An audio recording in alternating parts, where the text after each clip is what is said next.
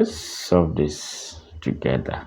So we have 5 divided by 5 divided by 5 divided by 5. Okay, so we have the same precedence here.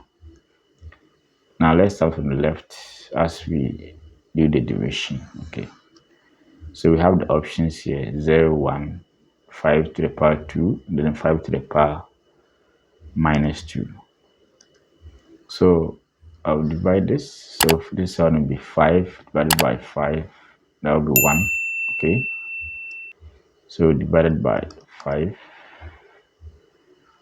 Okay. So we have 1 divided by 5. That will be 1 over 5.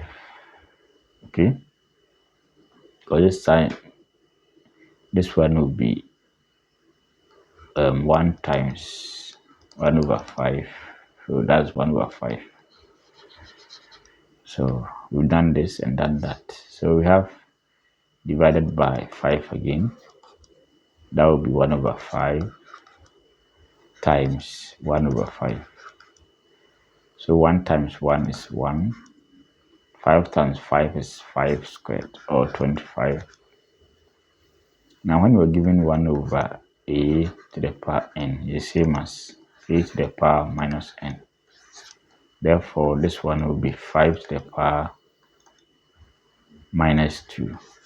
So we have option D here as the answer. Right.